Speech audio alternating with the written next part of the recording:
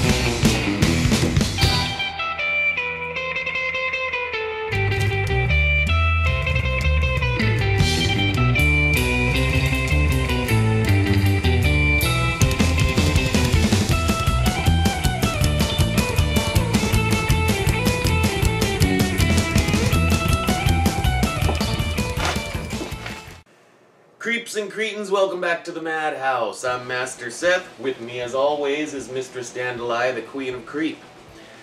Now, we promised you last time, when on the Madhouse, when we watched the George Millier Devil Double feature.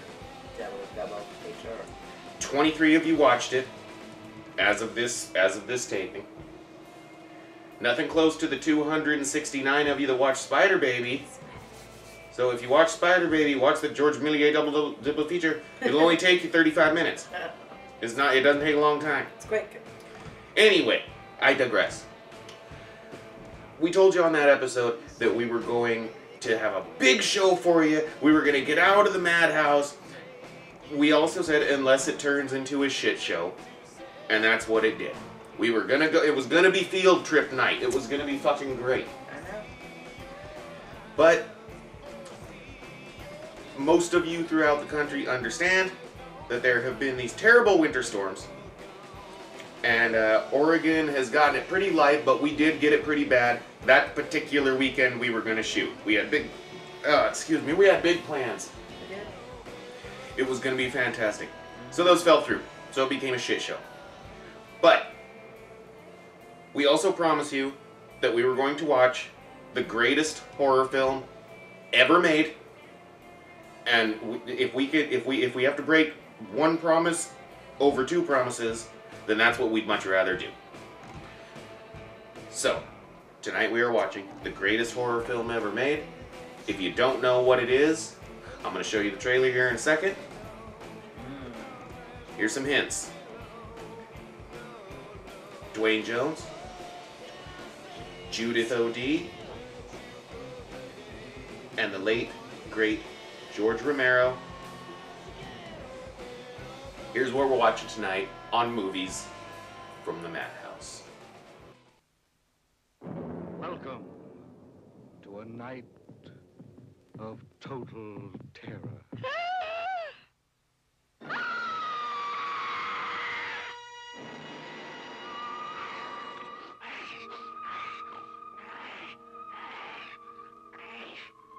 Night of the living dead. The dead who live on living flesh. The dead whose haunted souls hunt the living. The living whose bodies are the only food for these ungodly creatures.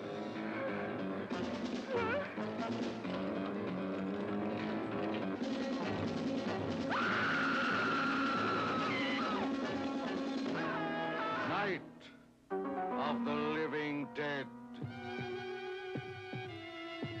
A bizarre adventure in fear. An experience in shock, more shattering than your strangest nightmare. Night of the living dead. A night with the dead who cannot die. A night of total terror.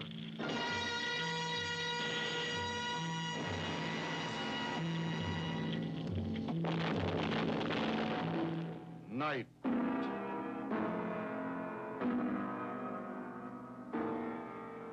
of the living dead. Yes, that's right, you guessed it. George A. Romero's 1968 classic Night of the Living Dead. The greatest horror film of all time. My God, we could do an entire 2 hours just talking about the film and never look at it. You want to do that? Talk about it for a few hours? Yeah. We could. I'd rather watch it and talk about it. All right. Rock, paper, scissors it. Okay. Hold on here. Ooh. Oh. Okay, what do you want to do? You said you wanted to watch it. Yeah, I want to watch it. Okay, I guess we're going to watch it. We're gonna watch not going it. to talk about it for 2 hours. We are going to talk about it a little bit, though. 1968. What else was coming around that time? Rosemary's Baby was either 68 or 69. Easy Rider was a big deal. 2001 came out in 1969, I believe. What you'll notice is none of those films look anything like Night of the Living Dead. Night of the Living Dead is this dark-ass, gritty black and white movie. The only reason you think it's made in 1968 is because of the goddamn clothes.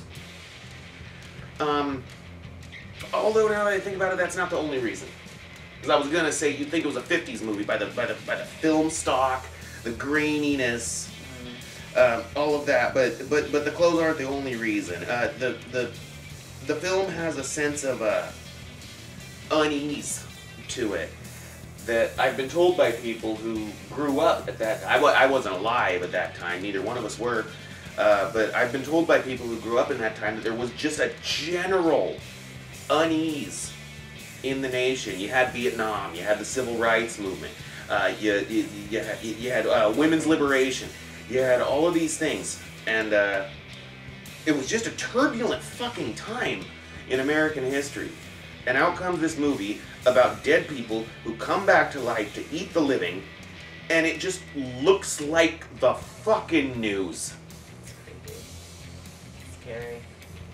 But, you know, politics and shit aside, Change zombies forever. it invented fucking zombies. It invented what we know of as the zombie now. Nowadays, the voodoo zombie is an offshoot.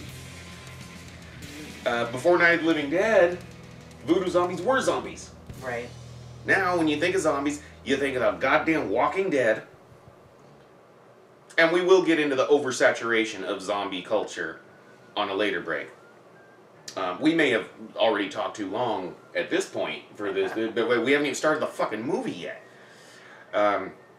Anyway, look out for Dwayne Jones as our hero, Ben. Judith O'Dea as our catatonic, I don't want to say heroine, I guess just woman of interest. Yeah. Barbara. Hysterical sister. That's Hinsman. Bill Hinsman as the first zombie, the first flesh-eating ghoul. I'll call them ghouls from here on out because George Romero never mentioned zombies in any of his zombies films. He didn't mention them in night, or dawn, or day, and then decades later he didn't mention them in land, or survival, or diary. They were always referred to as ghouls, and later those things, and later stenches, which I never liked. I never liked the term stenches, but then again I didn't think Land of the Dead was that good of a film. I thought Diary of the Dead was a better film. I didn't think Survival was great either. What about you? But those first three were fantastic. What do you think? I think the first three were amazing and completely game-changing for for so many reasons. And I liked Diary too. I didn't get to see the remake of Night at all. The remake wasn't bad. I never did see that. The remake was directed by Tom Savini, Right, starred who I Tony love. Todd as Ben. Who, I love, but yeah, I think the first three are fucking incredible and truly, truly scary. They are. I personally find Night to be the only truly scary one. That one's terrifying. Dawn and Day are great films, but Night just succeeds in a way that most films don't. Few films ever do what Night of the Living Dead actually did. It feels genuine. It does. And that's part of the reason why it's so terrifying. I feel like we have a lot of time to talk about these things at the breaks. I feel like I've dragged this on way too goddamn long. Let's just watch this. We have to watch the movie. Anyway, sorry if you thought this was a movie review show. It's not. We're actually going to watch the show. Yes, so, we are. The movie. Watch it with us here in our living room. Here we are. George A. Romero, 1968. Night of the Living Dead.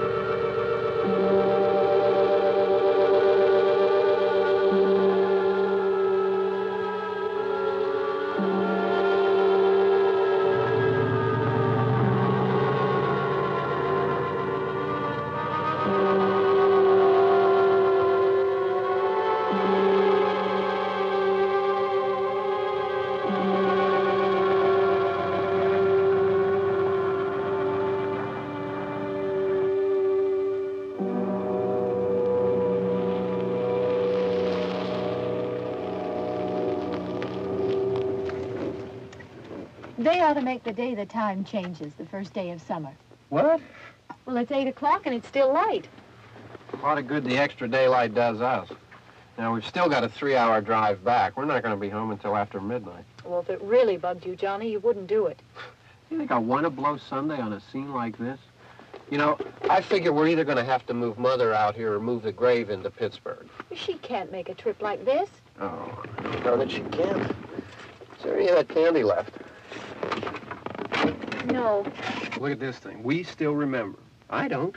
You know, I don't even remember what the man looks like. Johnny, it takes you 5 minutes. Yeah, 5 minutes to put the wreath on the grave and 6 hours to drive back and forth. Mother wants to remember, so we trot 200 miles into the country and she stays at home. Well, we're here, John, all right? Test. We're back on? Oh. Ladies and Hey, gentlemen, we're coming back on the air after an interruption due to technical problems.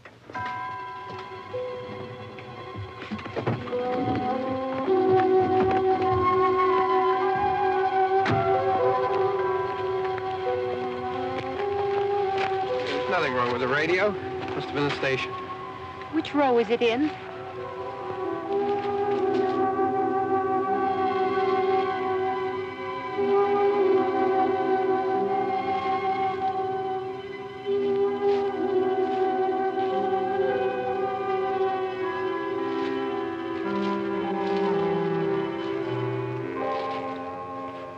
Well, there's no one around. Well, it's late. If you'd gotten up earlier. Oh, look, I already lost an hour's sleep on the time change. I think you complain just to hear yourself talk. There it is.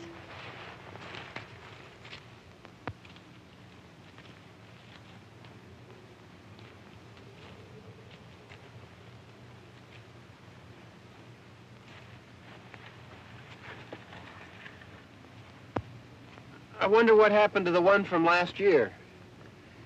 Each year we spend good money on these things. We come out here and the one from last year's gone. Well, the flowers die, and the caretaker or somebody takes them away. Yeah, a little spit and polish. You can clean this up. Sell it next year. Wonder how many times we bought the same one.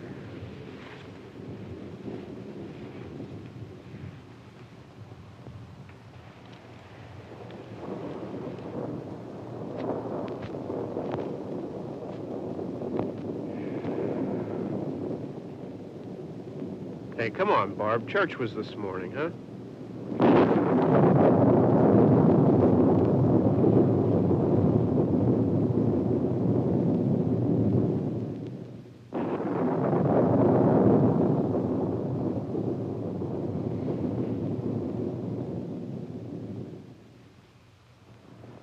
Hey, I mean praying's for church, huh? Come on. I haven't seen you in church lately. Well, there's not much sense in my going to church. Do you remember one time when we were small, we were out here?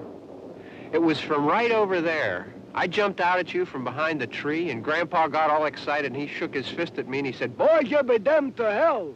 Remember that? Right over there.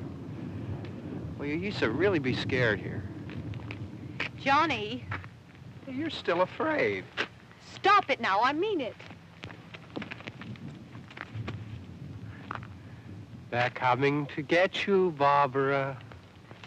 Stop it. You're ignorant. They're coming for you, Barbara. Stop it. You're acting like a child. They're coming for you. Look, there comes one of them now. He'll hear you. Here he comes now. I'm getting out of here. Johnny.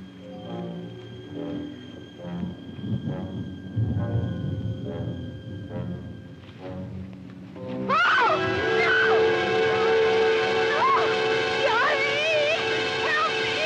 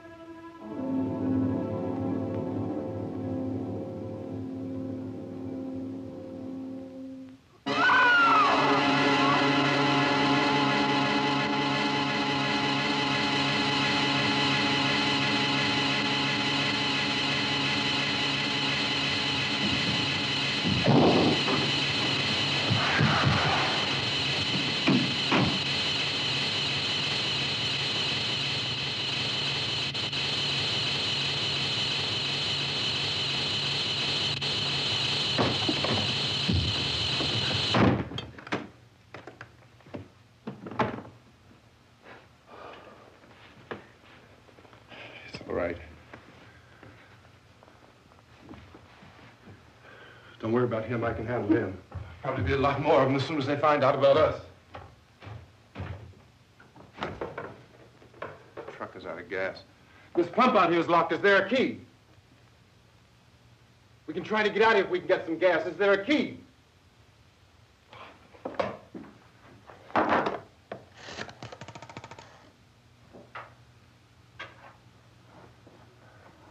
suppose you've tried this.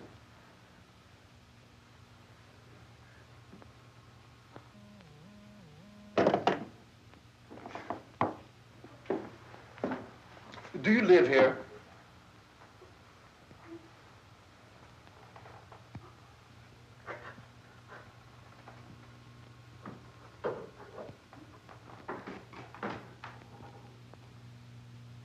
Jesus.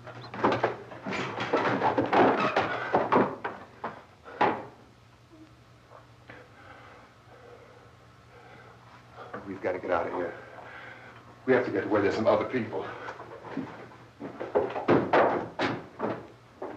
Maybe we better take some food. I'll see if I can find some food.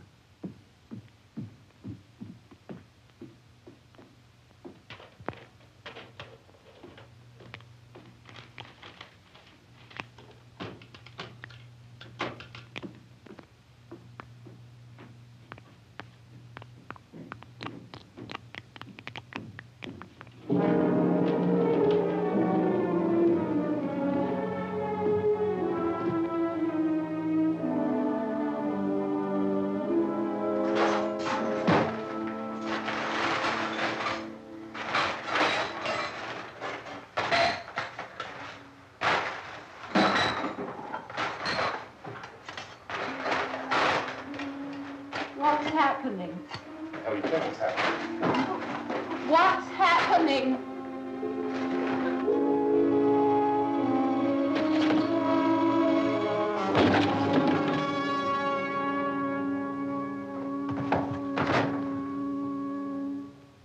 Two of them.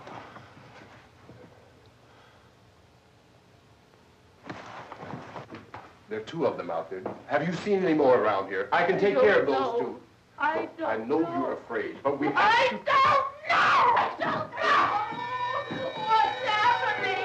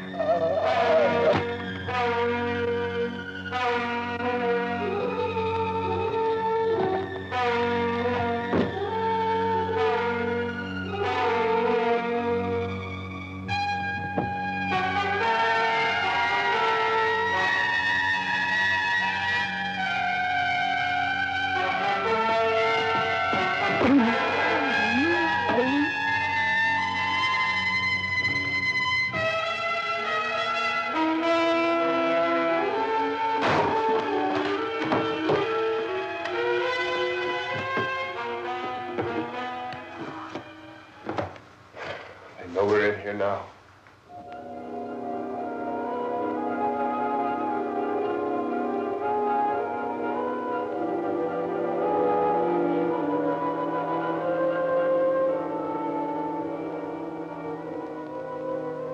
look at it.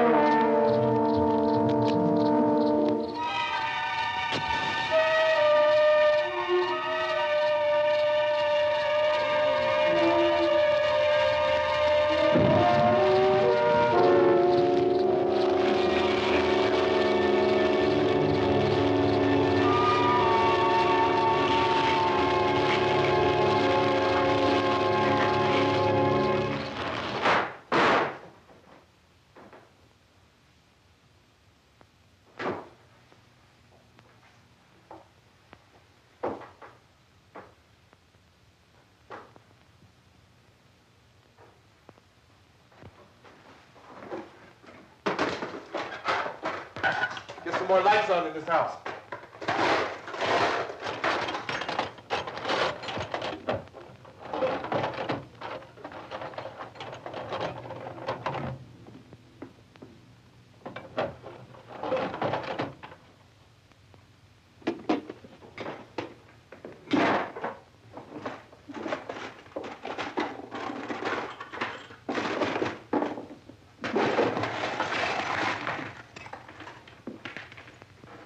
Why don't you see if you can find some wood, some board, something there by the fireplace, something we can nail this place up.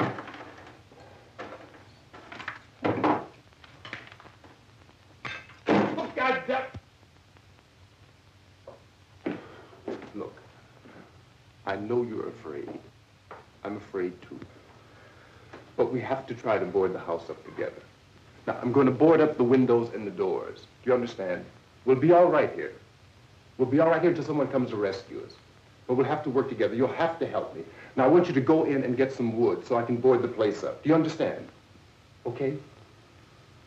Okay?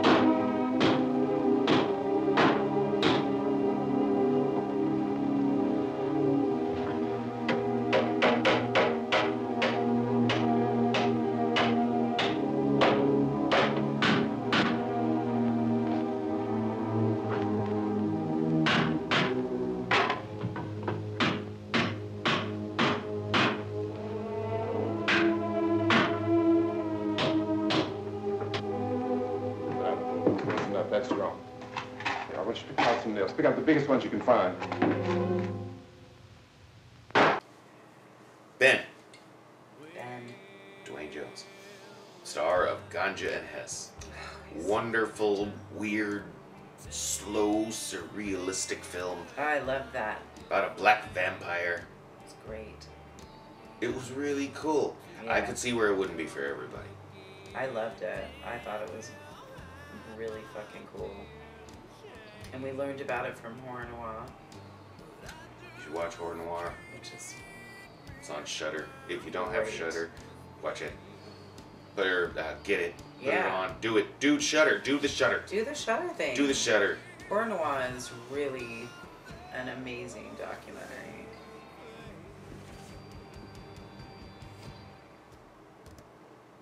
Ben. Ben. Without Ben, there's no Ash Williams. There's no Reggie the Ice Cream Man. There's no the guy from Dead Alive. No. You know, there's just Ben. Oh, God, he's fucking great. He takes control of the situation. Completely. He doesn't know what's going on, but he's gonna fucking take care of it. He's calm and he's rational and he's doing his best to, I don't know, even deal with her and her hysterical, crazy shock that she's in. Like I said, you've seen the film before. But if you haven't, Maybe you haven't. if you haven't, you ain't even seen the half of it yet. I know. As far as Ben's gonna take charge of some shit. Zombies are roaming in. We were gonna talk about the saturation of zombies in the horror subculture. Oh yeah, that's right.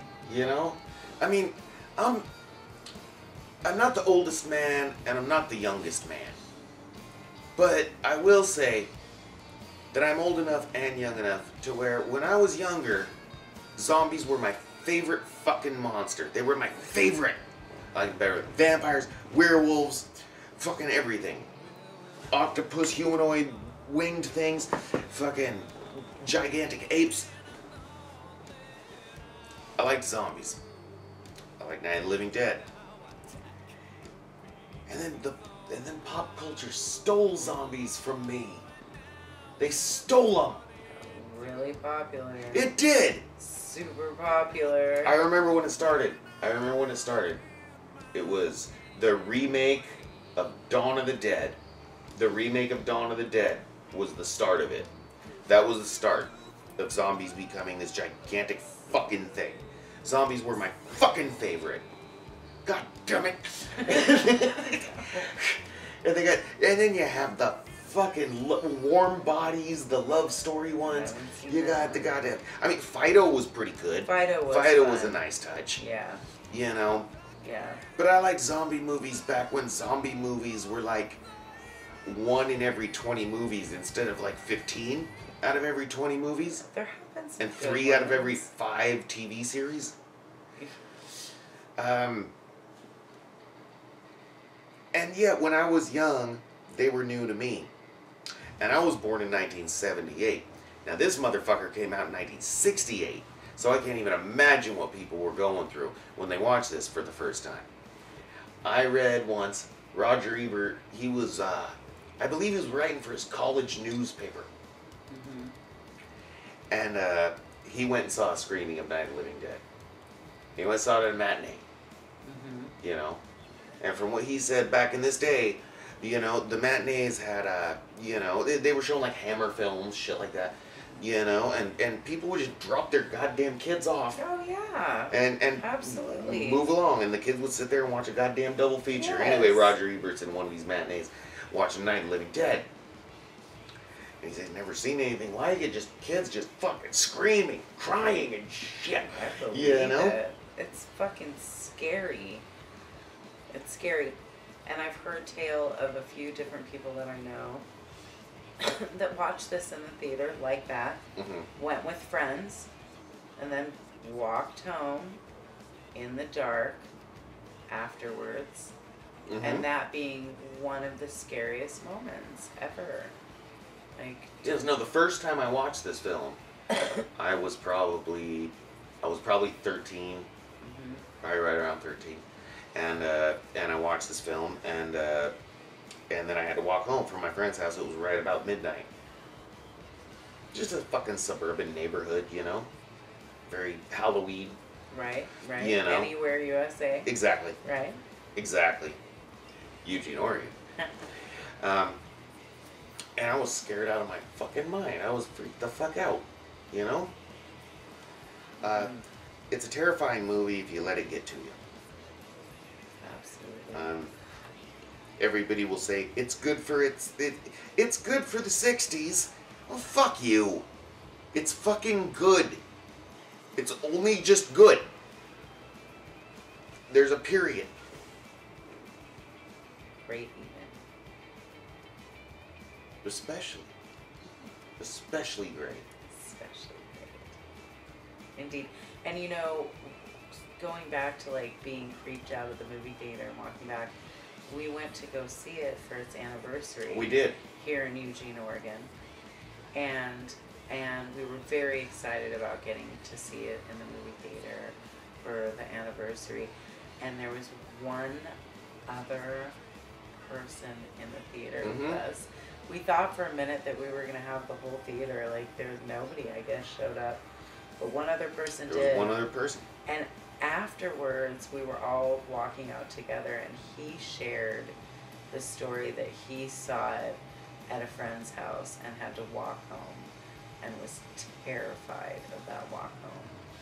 It was interesting. The only other person in the damn theater. I couldn't believe it. You couldn't believe it. You were horrified about that. Like we had just seen it in the wrong town, the wrong city. Yep. You know? Well, it was sold out in Pittsburgh. I know. That's where it was made, I of wish we course. could I mean, have gone it's there. There were parades. one of Pittsburgh's claims to fame. Oh my God! You know? Like there was a big hoopla, and I would have loved that. I would have too. Really fun. I would have too. I am glad we got to see it on the big screen, regardless. Do you remember we got to see it on the big screen a few years before? Yes, it was not as big of a screen, but it was still a big screen. It was smaller than this latest screen. It was still a big screen, but not as big as screens. That year we saw Texas You can Chainsaw. mute it if you want to. We saw Texas But Chainsaw keep Massacre. watching it. Keep it on your YouTube while you mute it. You know, just set your phone aside and leave us on. I heard you get more money. I heard you can possibly end up getting money. What? If you get so many minutes. So you gotta keep watching. That would be awesome. It'd be pretty good. Right. This is that part of the video that all YouTubers do where they say, Subscribe if you haven't yet, to to our subscribe. You know, this'll happen. This exact same scene will happen for like 3 episodes before I figure out how to put the red subscribe button on, and then I'll feel like a total fucking sellout. But really, it would help us. It would. What is it? Keep America. What was it? Watch horror movies. Keep America strong. Yes, watch horror movies. Keep America strong. Okay, so we're just about to get into one of the most beautiful fucking dialogues I've ever seen in my life. So good. Now, here's the thing. Pay attention this time, because like I said, we've all seen this fucking movie. Well, maybe. And we all know that what we're coming to is one of the most brilliant monologues ever by Dwayne Jones as Ben. Beautiful performance, and it's so fantastic that it overshadows Judith O'Dee's performance in her monologue after, and turning it into a dialogue, which we never noticed before because we were always paying fucking attention to goddamn Dwayne Jones's Ben speech, I like their whole... as opposed to Judith O'Dee's Barbara speech. I really like that. But when you look at them together, it's fucking great. I think so too. It's moving. It's goddamn gorgeous. Now, like I say, you know, you're gonna fucking watch Ben. You know, I mean, Ben's is better, and it's easy for it to overshadow it. But pay attention to Judith this time. This Barbara. time, she's fucking awesome in her crazy hysterics and shock, and she can barely make it out. Well, right, and that's another thing. It's you know, great. You can't really blame her for where she's at right now. No, she's you know? a great actress. I love. All right, you're in for it. Are you ready? I hope you are. Night of the Living Dead. Yeah, this room looks pretty secure. If we have to, we can run in here and board up the doors. Won't be long for those things be back pounding their way in here. They're afraid now.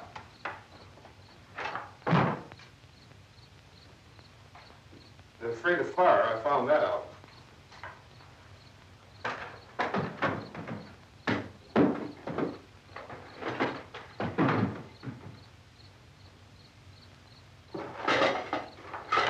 You know a place back down the road called Beekman's? Beekman's Diner?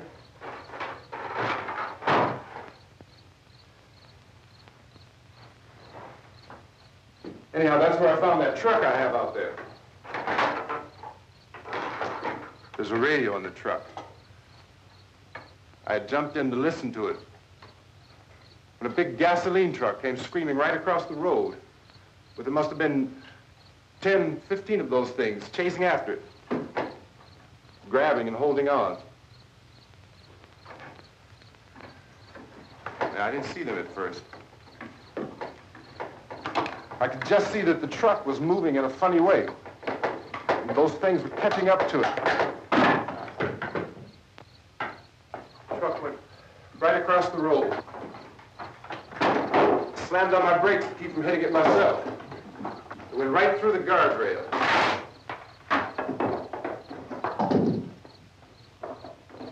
I guess the driver must have cut off the road into that gas station by Beekman's Diner. It went right through the billboard, ripped over a gas pump, and never stopped moving. By now, it's like a moving bonfire. Didn't know if the truck was going to explode or what. Still hear the man screaming.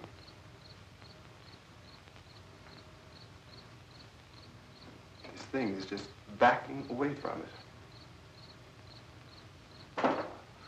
I looked back at the diner to see if there was anyone there who could help me. It was when I noticed that the entire place had been encircled. There wasn't a sign of light left except by now there were no more screams. I realized that I was alone with 50 or 60 of those things, just standing there, staring at me. I started to drive. I just plowed right through them. They didn't move. They didn't run or just stood there, staring at me. Just wanted to crush them. They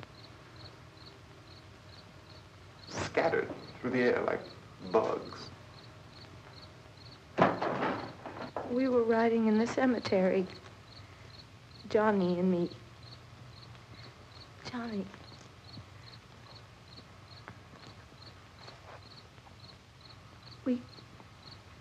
We came to put a wreath on my father's grave. Johnny, and he said, "Can I have some candy, Barbara?" We didn't have any. And, oh, it's hot in here. Hot.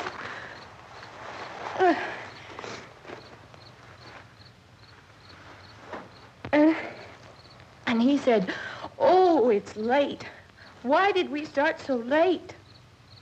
And I said, "Johnny, if you'd gotten up earlier, we wouldn't be late." Johnny asked me if I were afraid. And I said, "I'm not afraid, Johnny." And then this man started walking up the road. He came slowly, and Johnny kept teasing me and saying, "He's coming to get you, Barbara." And I laughed at him and said, "Johnny, stop it." And then Johnny ran away. And I went up to this man, and I was going to apologize. Why don't you just keep calm? And I looked up, and I said, "Goody." And he grabbed me. He grabbed me, and he ripped at me. He held me, and he ripped at my clothes. I think you should just calm down. Oh, I screamed, "Johnny! Johnny, help me! Oh, help me!" And he wouldn't let me go. He ripped. And then Johnny came and he ran and he fought this man. And I got so afraid. I ran.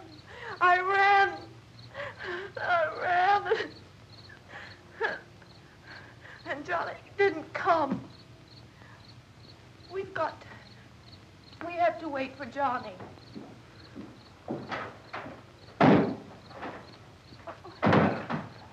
Maybe we better go out and get him. We have to go out and get Johnny. He's out there. Please, don't you hear me? We've got to go out and get him. Please! We have got to go get Johnny! Please help me! Please! Don't you know what's going on out there? This is no Sunday school picnic. Don't you understand? My brother is alone! Your brother is dead. No! My brother is not dead!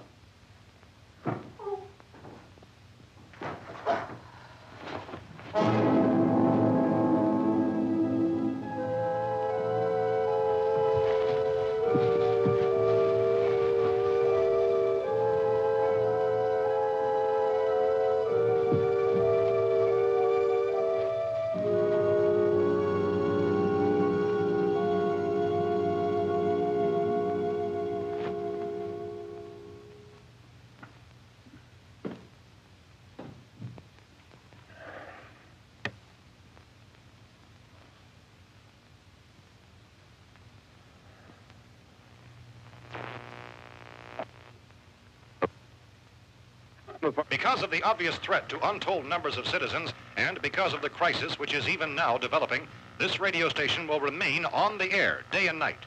This station and hundreds of other radio and TV stations throughout this part of the country are pooling their resources through an emergency network hookup to keep you informed of all developments.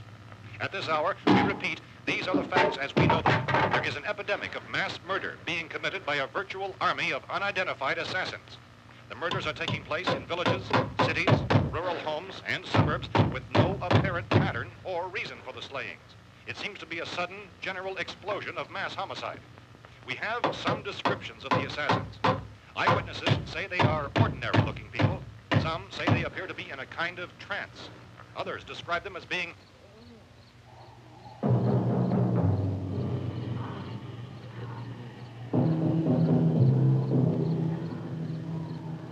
So, at this point, there is no really authentic way for us to say who or what to look for and guard yourself against. Misshapen monsters. Reaction of law enforcement officials is one of complete bewilderment at this hour. So far, we have been unable to determine that any kind of organized investigation is yet underway. Police, sheriff deputies, and emergency ambulances are literally deluged with calls for help. The scene can best be described as mayhem. Mayors of Pittsburgh, Philadelphia, and Miami, along with the governors of several eastern and midwestern states, have indicated the National Guard may be mobilized at any moment, but that has not happened as yet. The only advice our reporters have been able to get from official sources is for private citizens to stay in their homes behind locked doors. Do not venture outside for any reason until the nature of this crisis has been determined and until we can advise what course of action to take. Keep listening to radio and TV for any special instructions as this crisis develops further. Thousands of office and factory workers are being urged to stay at their places of employment, not to make any attempt to get to their homes. However, in spite of this urging and warning, streets and highways are packed with frantic people trying to reach their families or apparently to flee just anywhere. We repeat, the safest course of action at this time is simply to stay where you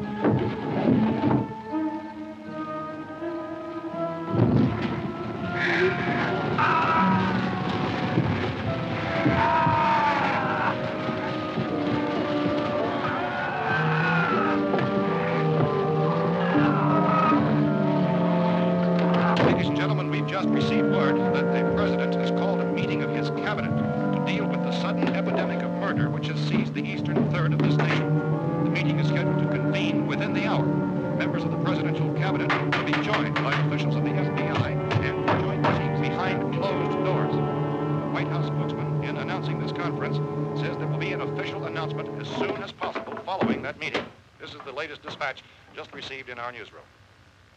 Latest word also from National Press Services in Washington, D.C. now tells us that the emergency presidential conference, which we've just mentioned, will include high-ranking scientists from the National Aeronautics and Space Administration. That's the extent of this latest meeting. Members of his cabinet, the FBI, the Joint Chiefs of Staff, and the scientists from NASA within the hour. All radio and TV stations throughout this part of the country, including the one to which you're listening, have joined their facilities in an emergency network to bring you this news as it develops. We urge you to stay tuned to radio and TV and to stay indoors at all costs. Late reports reaching this newsroom tell of frightened people seeking refuge in churches, schools, and government buildings, demanding shelter and protection from the wholesale murder which apparently is engulfing much of the nation. Law enforcement officials are at a loss to explain or, even at this hour, even to theorize about the reasons for this wave of murder. So far, the advice they're able to give the public is something Chief T.K. Dunmore of Camden, North Carolina, was quoted as saying, quote, "Tell the people, for God's sake, to get off the streets. Tell them to go home and lock their doors and windows up tight. We don't know what kind of murder-happy characters we have here." End quote. He's Chief Dunmore of Camden, North Carolina. So far, the only descriptions, the only clues anyone has of the killers come from frightened witnesses of some of the slaves. These eyewitness accounts variously describe the murderers as ordinary-looking people, misshapen monsters, people who look like they're in a trance, and things that look like people but act like animals. Some eyewitnesses tell of seeing victims who look as though they had been torn apart. This whole ghastly story began developing 2 days ago with the report of the slaying of a family of 7 in their rural home near Gulfport, Virginia. Since then, reports of such senseless killings began snowballing in a reign of terror which has hopscotched in an erratic, disconnected manner throughout much of the eastern Midwestern United States. Efforts to keep track of the murder reports by the placing of markers on a map seem to indicate a general spreading of the extreme southeastern United States to the north and west. Our newsmen have been on the telephone talking with officials in other cities and have determined that none of this kind of mass murder has yet been reported west of the Mississippi River, except in the extreme southeastern portion of Texas. Similar killings have been reported around the Houston and Galveston areas, but nothing like... I found a gun and some bullets out there. It was only late yesterday Oh, and when it these. first became clear we were facing some kind of national emergency. When first reports began filtering in, newsmen and law enforcement agencies were of the opinion This place is boarded up pretty solid now. in nature. However, as these We ought to be all right here for a while. dramatically, it was soon apparent that We have this the was gun something and more than the bullets. usual run of lawlessness. Food and the radio. Some began to suspect an obscure kind of conspiracy. Sooner or later, someone's Things as bound to come and get us out. creatures from outer space. So again, we join with law enforcement agencies, urging you to seek shelter in a building. Lock the doors and windows securely. Hey, that's us. We're doing all right. Cautious of any suspicious strangers. And keep tuned to your radio and television for survival instructions and further details of this continuing story. Look, I don't know if you're hearing me, Goes on in the absence of any law. but I'm going upstairs now. It's almost as though some critical balance of If anything should try to break in here, I can hear it from up there. I'll be down to take care of it. savage killers. We repeat, this radio station Everything is all right for now. I'll be back to reinforce the windows and doors later. But you'll be all right for now, okay? Okay. Civil defense officials in Cumberland have told newsmen that murder victims show evidence of having been partially devoured.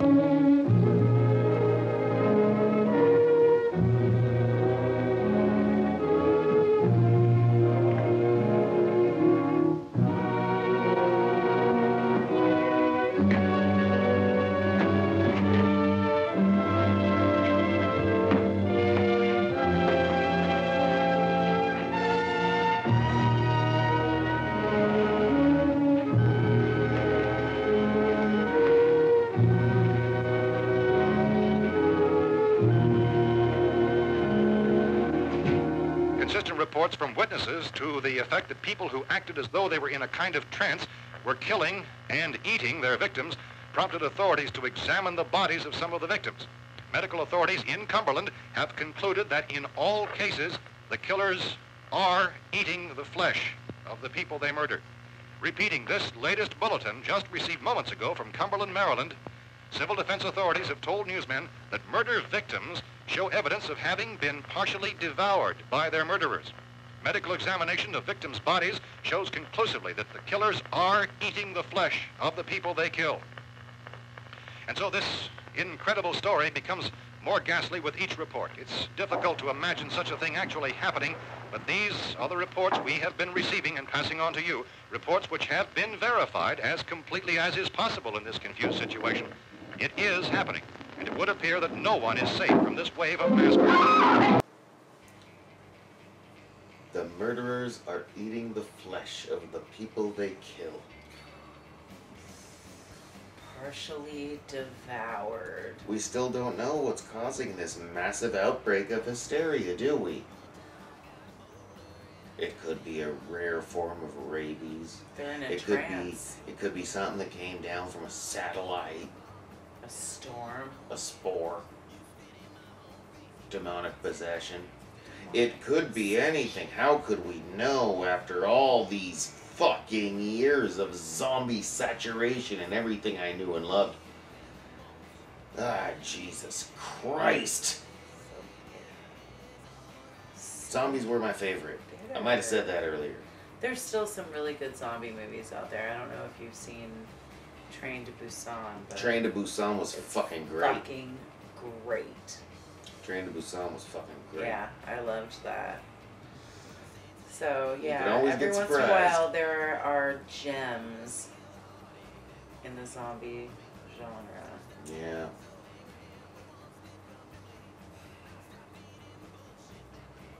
This is the one though. This is the Crown Royale. Oh, This is the I'd say it's the Holy Grail, but it's not hard to find. It's the easiest fucking movie to find in the world.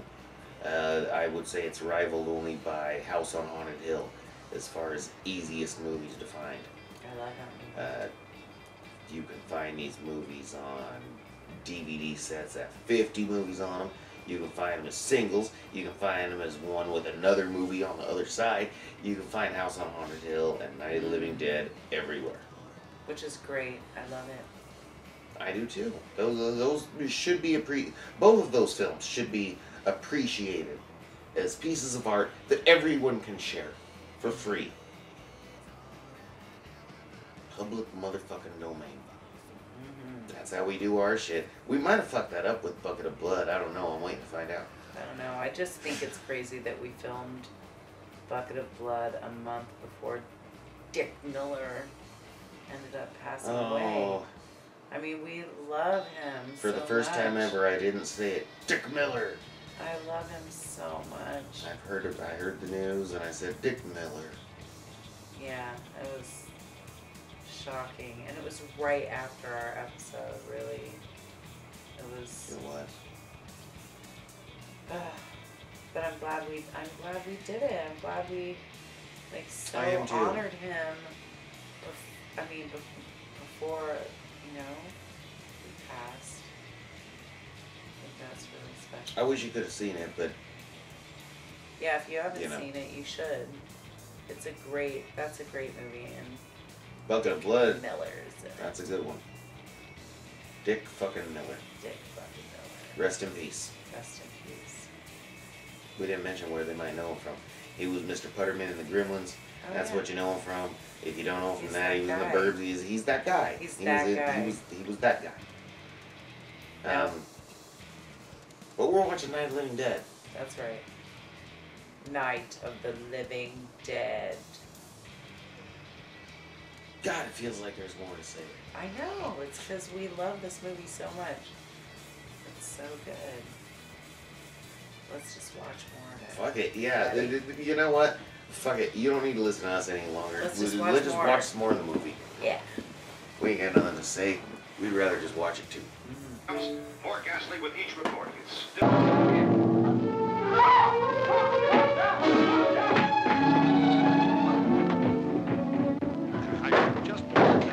Don't shoot! We're from town. A radio. County, Pennsylvania. The Butler County Sheriff is verified by their slayers is true. No further details available at this time. However, How long have you guys been down there? I could use some help up here. That's the cellar. It's the safest place. You mean you didn't hear the racket we were making up here? How are we supposed to know what was going on? Could have been those things for all we knew. That girl was screaming. Sure, you must know what a girl screaming sounds like. Those things don't make any noise. Anybody would know somebody ever needed help. Look, it's kind of hard to hear what's going on from down there. We thought we could hear screams, but for all we knew, that could have meant those things were in the house afterward. And you wouldn't come up and help? Well, if there were more of The it... racket sounded like the place was being ripped apart. How were we supposed to know what was going on? Now, wait a minute.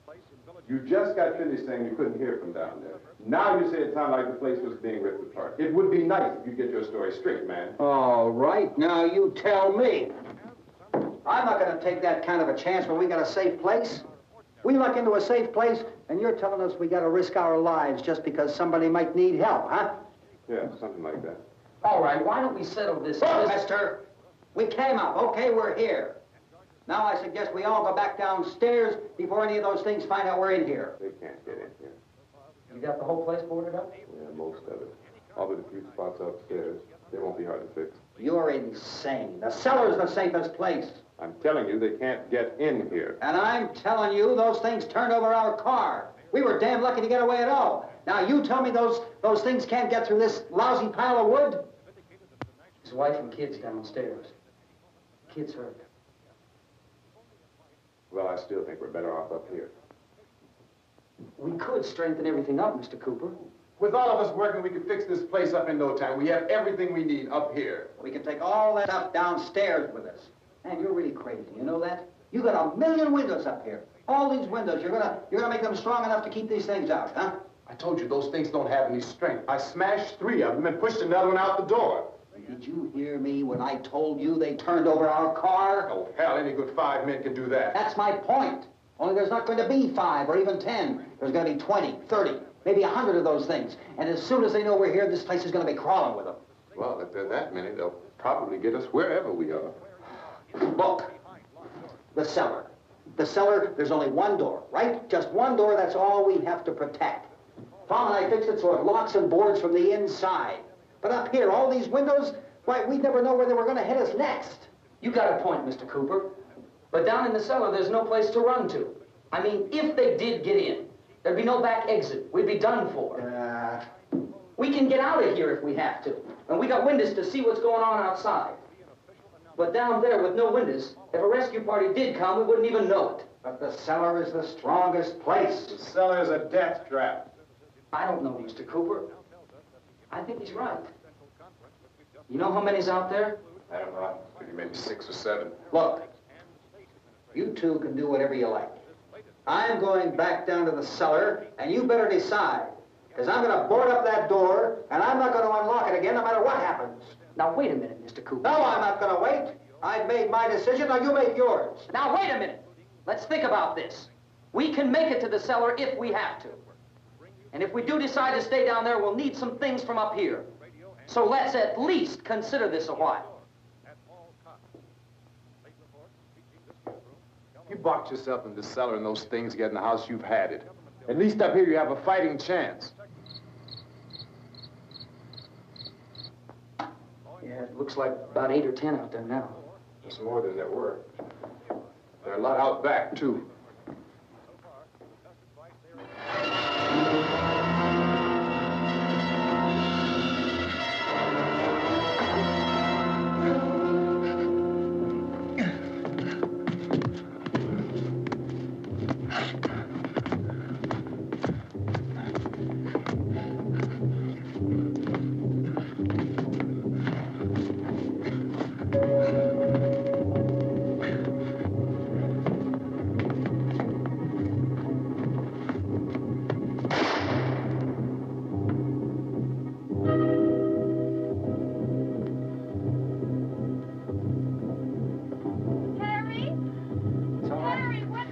It's all right.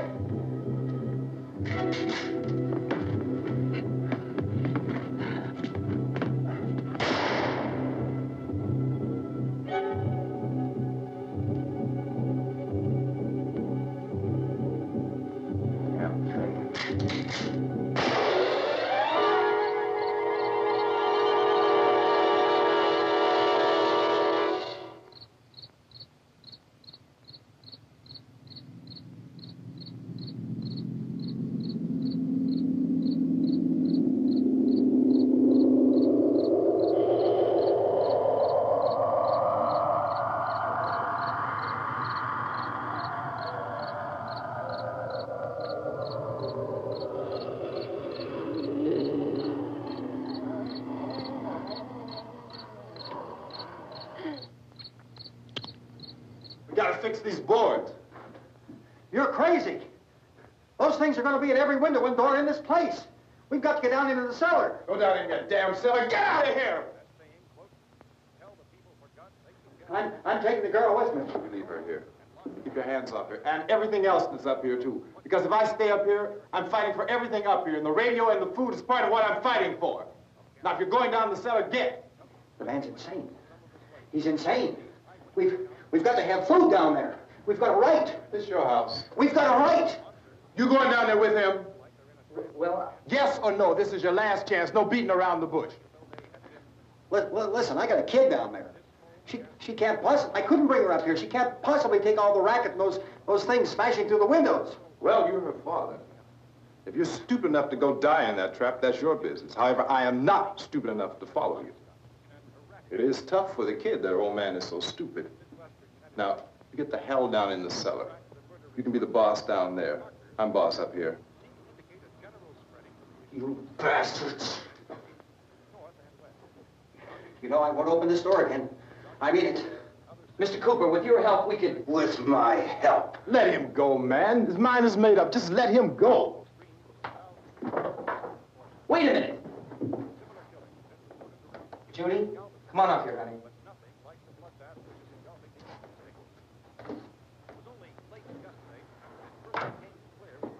You're gonna let them get hurt too, huh? It's all right, honey. Go ahead.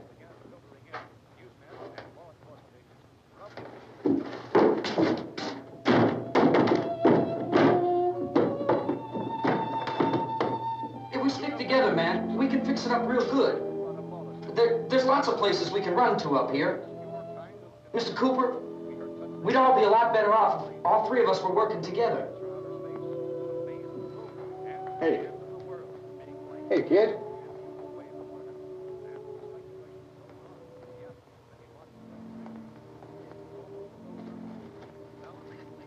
He's wrong, you know. I'm not boxing myself in down there. This radio station will remain on the air day and night. Well, we're safe now. It's boarded up tight. What about Tom and Judy? They want to stay up there, let them. There are two other people upstairs, a man and a girl. We heard the screaming. Yeah, but I didn't know who they were, and I wasn't about to take any unnecessary chances. Of course not, Harry.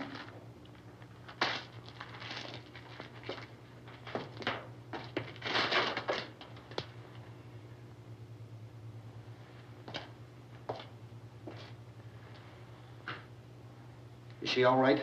I don't know what it is. She feels warm. Maybe it's shock. Where'd you get the bandage? Some laundry in a basket. I tore a sheet.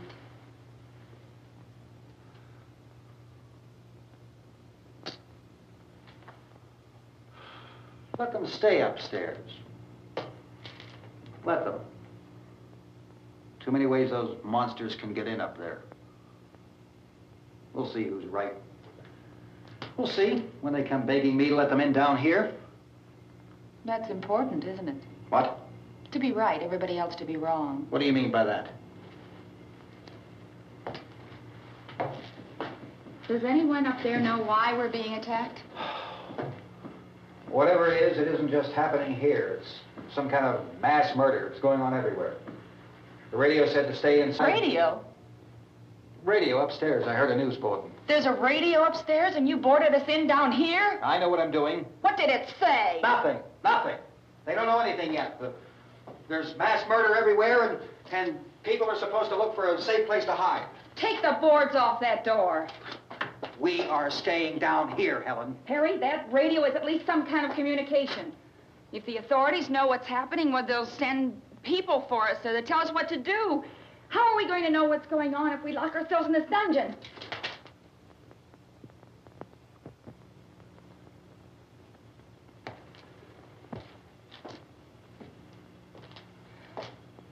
We may not enjoy living together, but dying together isn't going to solve anything. Those people aren't our enemies. Mr. Cooper! Mr. Cooper, Ben found a television set upstairs. Let's go up. Tom? Yeah. If Judy would come downstairs for a few minutes, Harry and I could come upstairs. Okay, yeah, right away. Will you do it? Do I have to? Look, honey, nothing's gonna get done with them down there and us up here. Do this for me. Okay, open up.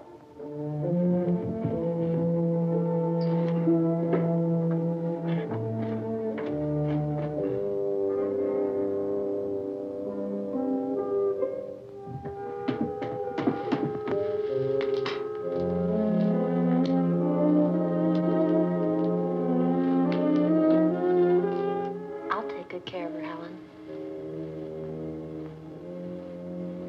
She's all I have. Why don't you go upstairs now?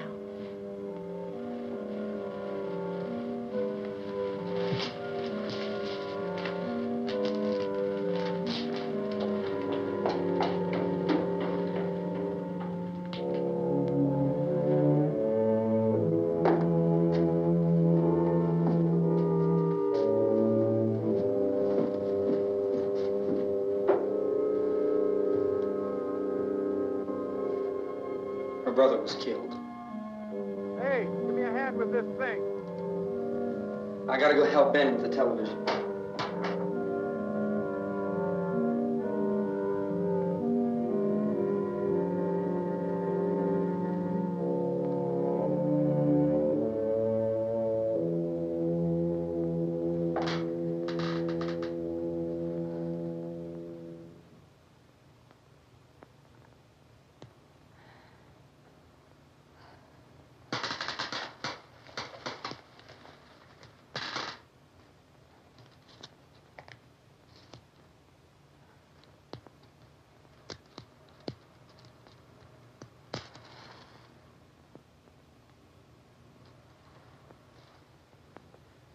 Don't be afraid of me.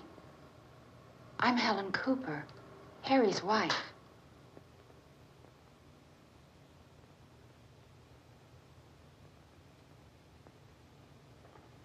This place is ridiculous. Look at this. There's a million weak spots up here. Give me one of those.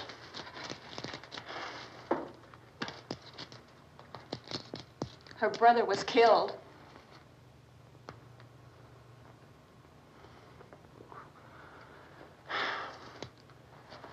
And they talk about these windows. I can't see a damn thing. There could be 15 million of those things out there. That's how much good these windows are. Why don't you do something to help somebody?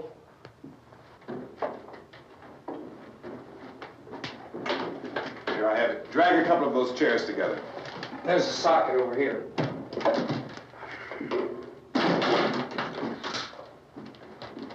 You better watch this and try to understand what's going on.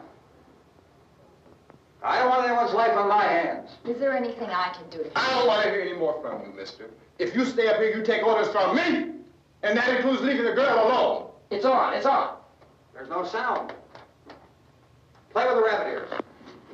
Reports, incredible as they seem, are not the results of mass hysteria. Mass hysteria. What do they think? We're imagining all this? Shut up! In all parts of the country. The wave of murder which is sweeping the eastern third of the nation is being committed by creatures who feast upon the flesh of their victims.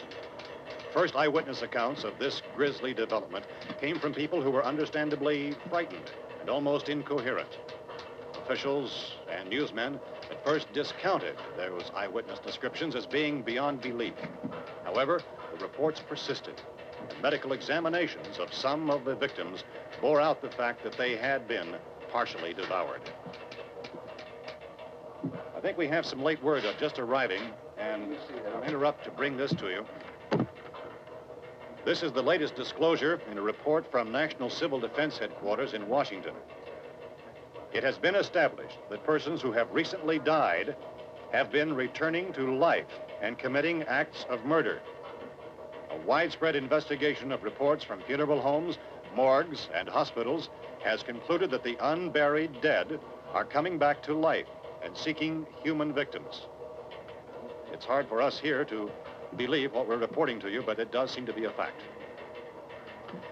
When this emergency first began, radio and television was advising people to stay inside, behind locked doors for safety. Well, that situation has now changed, and we're able to report a definite course of action for you. Civil defense machinery has been organized to provide rescue stations with food, shelter, medical treatment, and protection by armed National Guardsmen. Stay tuned to the broadcasting stations in your local area for this list of rescue stations. This list will be repeated throughout our news coverage. Look for the name of the rescue station nearest you and make your way to that location as soon as possible. So we have that truck. If we can get some gas, we can get out of here. There's a pump out by the shed. I know, that's why I pulled in here, but it's locked. Emergency meeting called this afternoon by the president. Since convening this conference of the presidential cabinet, the FBI, the Joint Chiefs of Staff, the CIA has not produced any public information. Why are space experts being consulted about an earthbound emergency? So far, all the betting on the answer to that question centers on the recent Explorer satellite shot to Venus. That satellite, you'll recall, started back to Earth, but never got here. That's the space vehicle which orbited Venus and then was purposely destroyed by NASA when scientists discovered it was carrying a mysterious high-level radiation with it. Could that radiation be somehow responsible for the wholesale murders we're now suffering? Newsman Don Quinn in Washington has posed those questions. It's obvious our best move is to try to get out of here. How are you going to get over to that pump? Look! You're coming from a meeting regarding the explosion of the Venus probe, is that right? Yes, that was the subject of the meeting. You feel there is a connection between this and the phenomenon? There's a definite connection.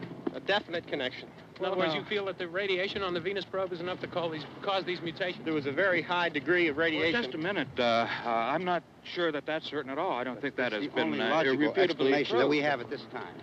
In other words, it is the military's viewpoint that the radiation is not the cause of the mutation. I can't speak for the entire military at this time, gentlemen. I must disagree with these gentlemen presently until this is irrefutably proved. Everything is being done that can be done. We'll have to hurry for our next meeting tonight. And Professor, you feel that there is a definite connection between them? Definite connection as far as Dr. Keller and myself. Doctor, please. I thought we decided that is not proved yet. Was the satellite, when the satellite was exploded? An unusual amount of radiation, enough to cause mutation under certain circumstances. Could have happened. Have a bearing on it. It does seem to have a bearing. Will there be a reply for this further? Later? Yes. There will be a reply. Yes. Later this afternoon. There will be a report this afternoon. Well, perhaps there will be a report. Yes. Later. Will you close the window? We have everything possible to solve the problem. You know, we have to try to get out of here. He said the rescue stations have doctors and medical supplies. If we could get care in there, we could get help for her. No, it's one of the world's foremost authorities on space science and technology. Willard. I saw a sign that said Willard. Any moment. It's only about 17 miles from here. You know this area. You from around here? Judy and I are both from around here. We were on our way up to the lake to go swimming. And Judy had a radio, and we heard the first reports about this. So we knew the old house was here, and we came in and found the lady upstairs dead. Then these other people came.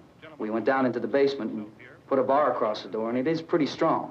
How could we possibly get away from here? We've got a sick child, 2 women, 1 woman out of her head, 3 men, and the place is surrounded with these things. For NASA. Dr. Grimes, your entire staff, I know, has been working very hard to find some solution to these things that are happening. Do you have any answers at this time? Yes, we have some answers. But first, let me stress the importance of seeking medical attention for anyone who's been injured in any way. We don't know yet what complications might result from such injuries. How bad has your kid been hurt? Good advice, Doctor. Now, how about the basic problem of patients? Well, Look, you go down there and tell, Judy?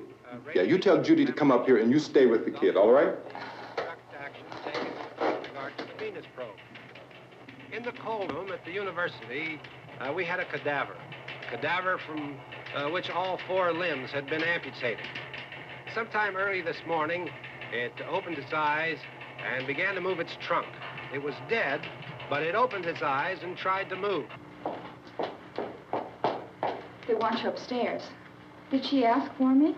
She hadn't done anything. I don't understand. Baby. It's Mommy. I heard. I'll come back down as soon as I find out what they want. Thank you, Judy. The body should be disposed of at once, preferably by cremation. Well, how long after death, then, does the body become reactivated? It's only a matter of minutes. Minutes? Well, that doesn't give people time to make any arrangements. No, you're right. It doesn't give them time to make funeral arrangements. The bodies must be carried to the street and burned.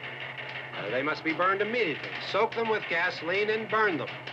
The bereaved will have to forego the dubious comforts that a funeral service will give. They're just dead flesh and dangerous.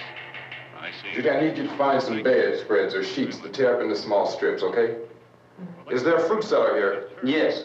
We need some bottles or jars to make Molotov cocktails to hold them off while we try to escape. Hey, there's a big can of kerosene down there. I'll see what I can find. I'll look for the bottles. There's a big key ring down there. There may be a key to the gas pump on it. I'll check. We can toss the cocktails from a window upstairs. Meantime, a couple of us can go out and try to get the gas and come back for the rest of the people. But that'll leave a door open someplace. Yeah, that's right. It better be this door. It's closer to the truck. Before we go out, we'll put some supplies behind the cellar door. While we're gone, the rest of you can hold up in there. I found some fruit jars in the cellar. And there's a key on here that's labeled for the gas pump out back. I'm not really that used to the truck. I found it abandoned. I can handle the truck, no sweat. You're it, then. You and I'll go.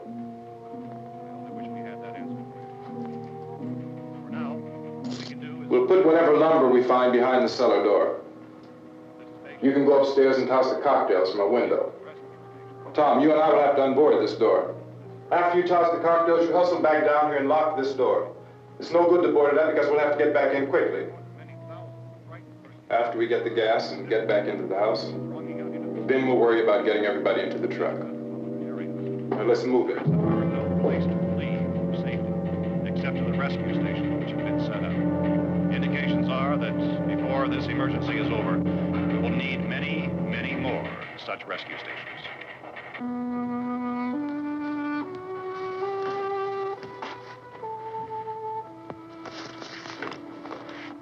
You always have a smile for me. How can you smile like that all the time? How many do you have done? Come on, honey, we gotta move. Tom, are you sure about the phone? The phone is dead out. All you get is a recorded message. If I could only call the folks. They're going to be so worried about us. Everything will be all right. As soon as we get to Willard, we'll call them. They might even be there. I know. Tom, Are you sure we're doing the right thing, Tom? What, about getting out of here? Yeah. Well, the television said that's the right thing to do. We've got to get to a rescue station. I don't know. Come on, honey, you're starting to sound like Mr. Cooper now. But why do you have to go out there? Look, I know how to handle that truck, and I can handle the pump. Ben doesn't know anything about that stuff. But we're safe in here. For how long, honey? We're safe now. But there's going to be more and more of those things. I know all that.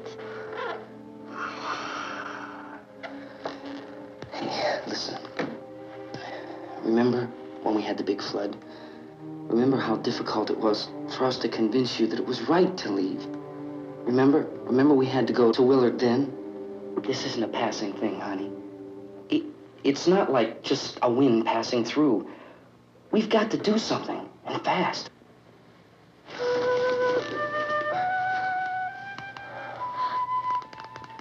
I just don't want you to go out there, that's all. Hey, Smiley. Where's that big smile for me? Boy, you're showing no use at all, are you? We've got work to do, honey. And you...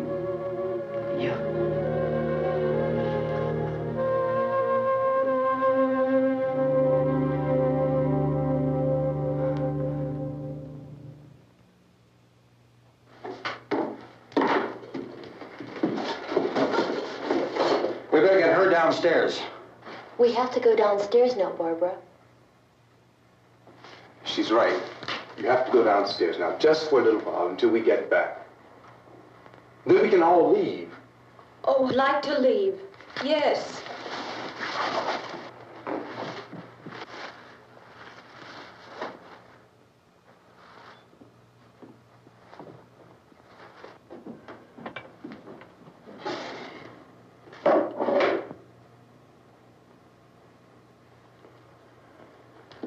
Good luck. Yeah.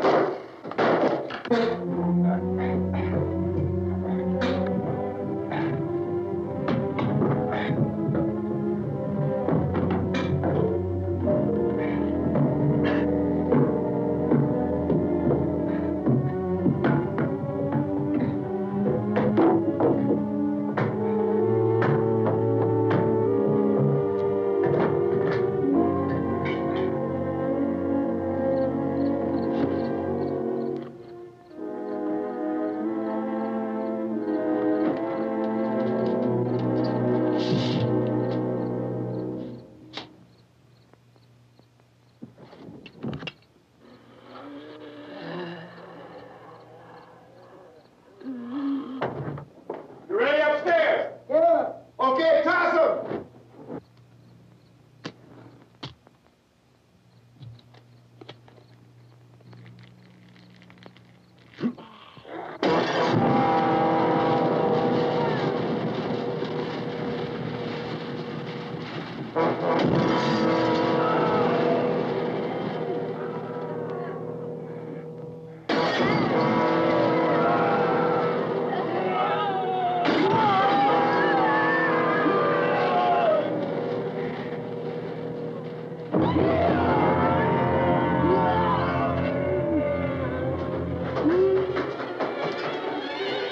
Go ahead, go on.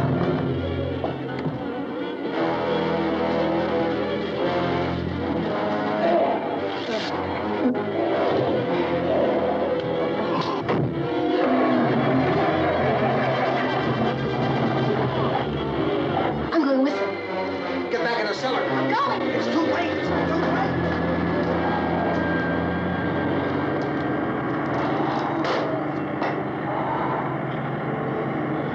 Where's it coming? Come on.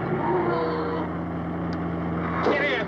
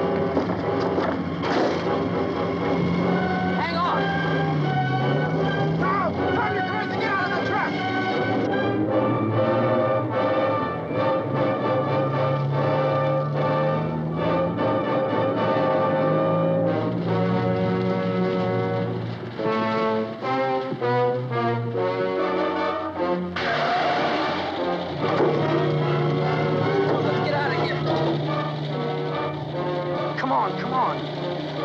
My jacket's caught.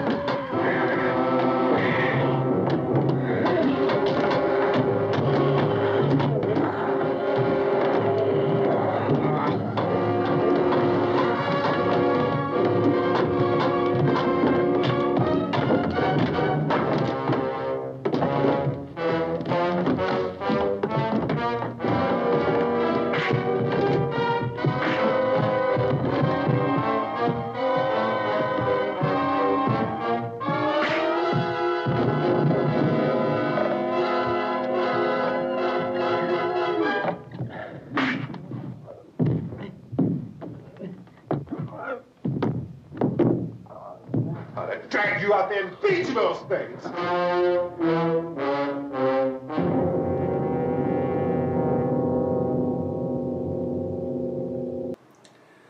Oh, it's nice to see you again. It's been so long. I know. It's been so long. Since the last break, we've met the Coopers. Indeed. We've met Tom and Judy. They're fucking dead now. Burn the fuck up. So Man. tragic. That was fucking tragic. It's a tragic film. It's just bad decisions. Oh my God, she ran Bad out there and decisions, it was power like, struggles. Oh my God. Now they're dead. I want to tell you a story about John Russo. John Russo, the man who wrote the film, also played the tire iron ghoul. So yeah, John Russo co-wrote the film with George Romero. Decided years later, for the 30th anniversary, back in 98, he would put out a 30th anniversary edition. And so he shot a bunch of new scenes. He shot a new intro, he shot a new ending, and he shot a bunch of extra scenes of zombies wandering about and such. Shot some new scenes of Bill Hinsman as the first ghoul, you know, playing the same character. Yeah. I mean, that was cool, but it didn't look right. Right. The movie was fucking terrible. They turned the greatest horror film ever made into this terrible piece of shit. Mostly because of that intro and the outro. It involved this weird, bald priest talking about hell. Never saw it. So I'm anyway. glad I didn't. No, yeah. No, we fucking, me and my old friend Dave, we took that VHS tape out into my backyard and we set it on fire with gasoline. We covered it with gas and set it on fire. Oh like my Ween God. says. So fuck John Russo for making that. But God bless John Russo for co-writing Night of the Living Dead and playing the tire iron ghoul. This is my autographed picture. I didn't get this because I met John Russo. Those people don't come to Eugene, Oregon. Almost ever. It was. It's a special gift. It was. My wonderful brother, Jared, got it for me. when he was on tour. Zach, yeah. Zach brought it. Zach brought it. Zach brought it to me because he had it. Oh God, it was great. But as much as I liked getting that autographed picture of John Russo, I liked setting that copy of the 30th anniversary Night Living Dead on fire just as much. I really did. It's true. This one is amazing, though. This is incredible. We're about to... Ben's taking charge. Yeah, absolutely. Although things aren't necessarily going great. You know, Tom Jr. all burned up. Cooper, man. Fuck him. He's a dick. He's such a fucking dick. He's a dick. Yeah, he really is. Even his wife thinks so. He's a dick. Helen Cooper. That's right. Helen Cooper. What was that? I know, she's really got Helen Cooper. How she ended up with Mr. Cooper. I don't I'll know. never know. He's a schmuck. Anyway, they're great actors for being so, and I think aren't they married? Are they married? I think they might be actually. And they're still like, at least, I don't know. The last thing we saw was quite a while back. He might be married to a prop woman. I'm not absolutely certain. I thought they were married. They might be married. Yeah. Anyway. Well, if they are married, I hope they don't have a daughter. I know she might. We haven't got to that part yet. Oh no! Let's see what happens. Rewind it and forget. Forget that there's so much more to come. Let's finish this up and see who burns and dies and gets eaten alive. Yes. Stay tuned for the human barbecue. Didn't he write a song about that? I did write a song about that. He wrote a song about this. I don't remember any of the words except it's a human barbecue. But it was about this scene. It was exactly about this scene that we're just about to watch. So here we go. Human barbecue.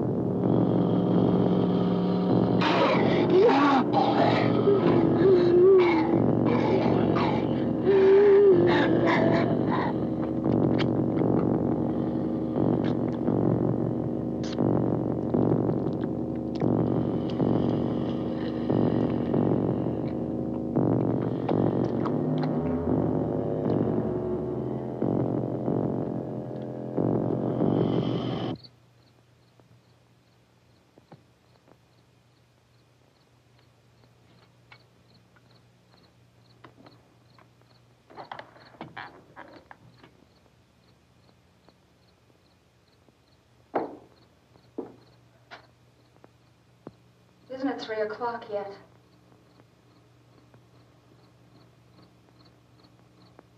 There's supposed to be another broadcast at 3 o'clock. 10 minutes. Oh, only 10 more minutes? We don't have very long to wait. We can leave. Well, we'd better leave soon. It's 10 minutes to 3.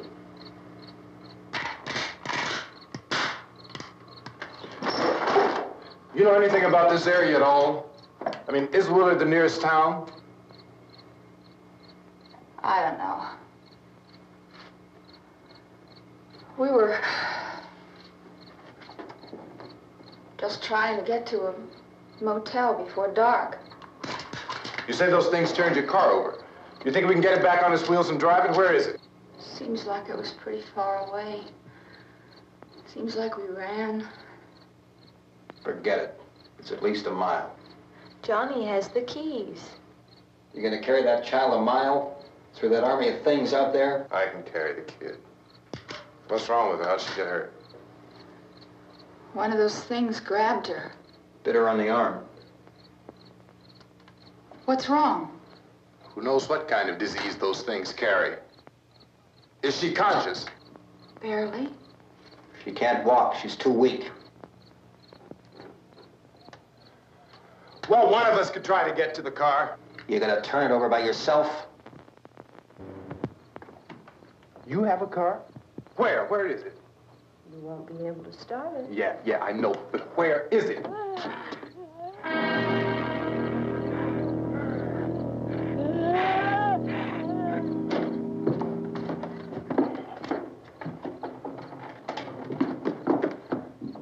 Good Lord.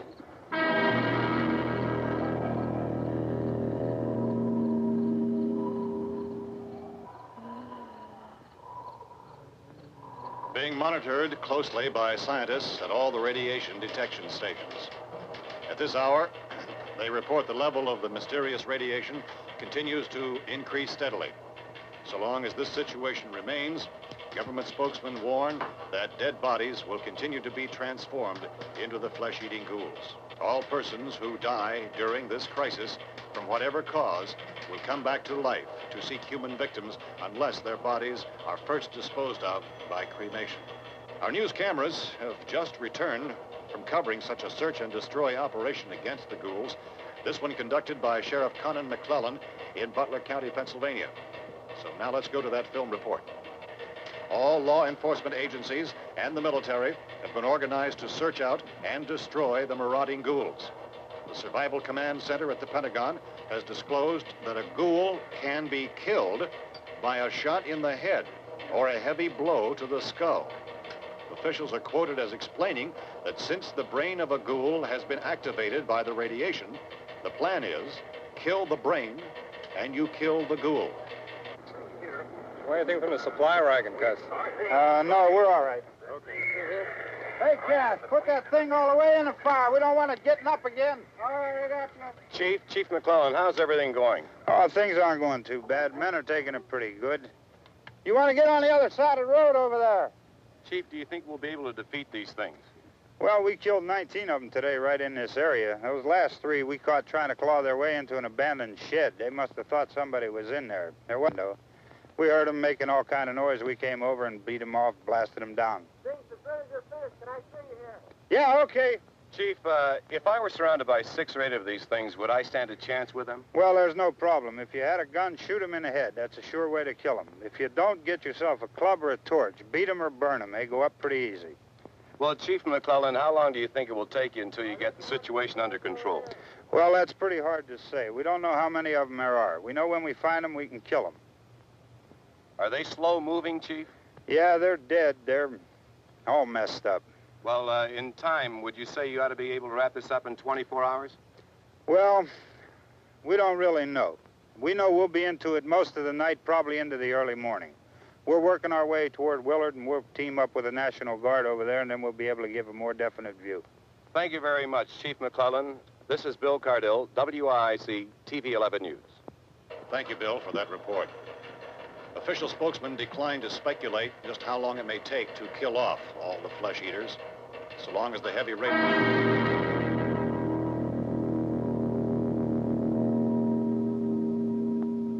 Is the fuse box in the cellar? I don't know. It isn't the fuse. The power lines are down. Helen, I have to get that gun. Haven't you had enough? But 2 people are dead already on account of that guy. Take a look out that window.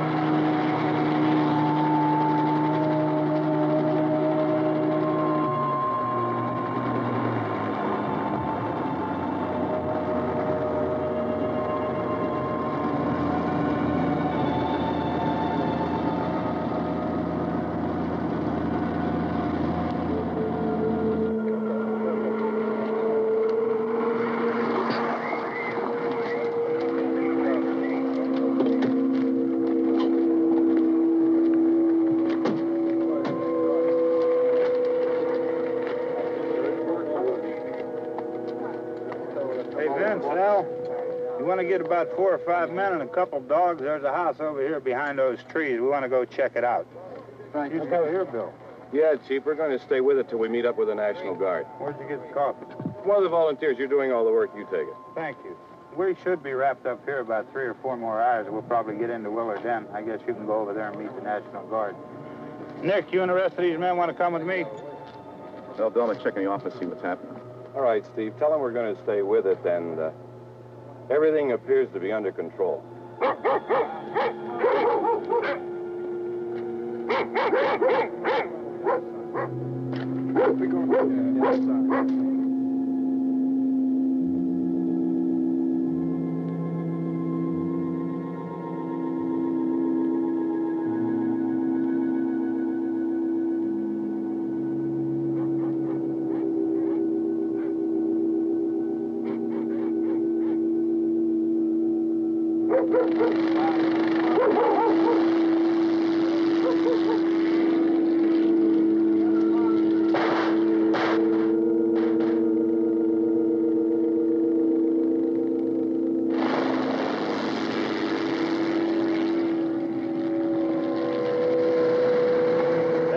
Down there by the barn. Okay.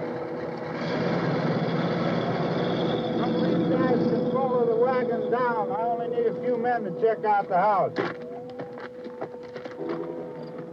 Somebody had a cook out here, Vince. Yeah, sure looks like it, Tom.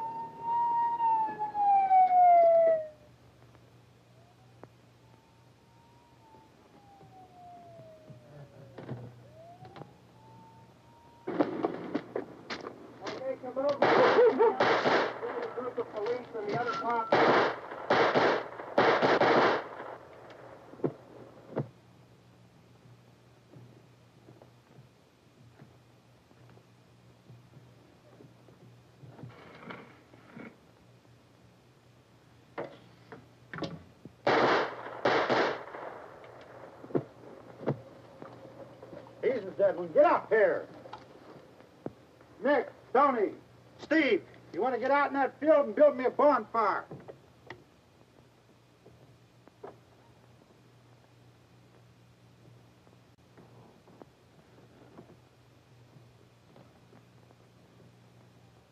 You, drag that out of here and throw it on the fire. Nothing down here? All right, go ahead down and give him a hand. Let's go check out the house. There's something there. I heard a noise.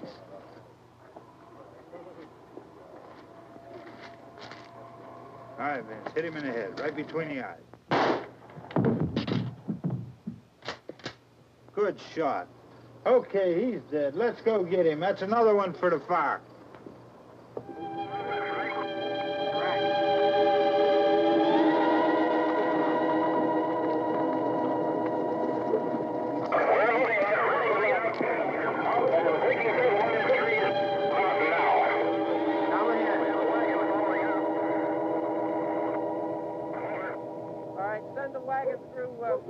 Come directly ahead. Over. More towards us. Keep those dogs back off of those things.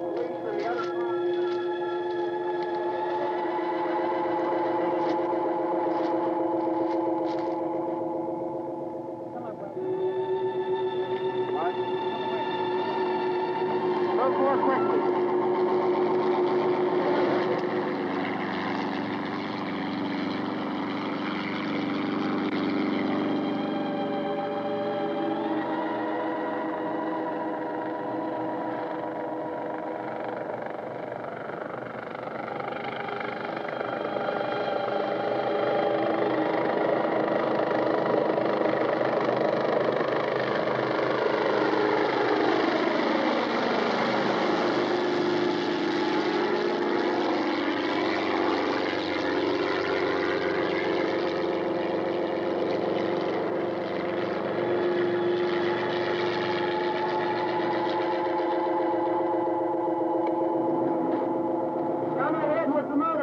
Please.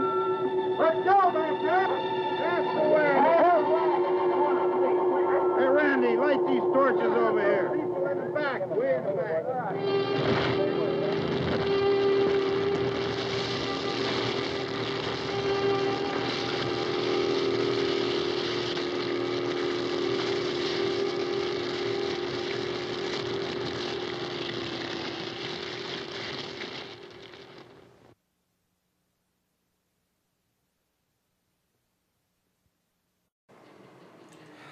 And so we close with one of the most devastating endings in film history. Oh my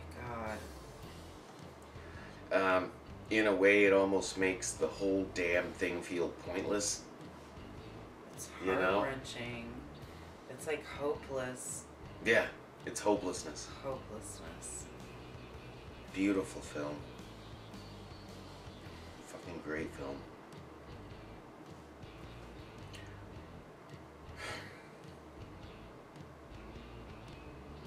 Always gets me a little bit, that ending. But all in all, one of the greatest, most amazing films to be made. I hope you enjoyed watching Night of the Living Dead with us as much as we enjoyed being bloody and sticky and watching this with you. right, we're new and improved. Now with blood. Now with blood. Blood. Blood.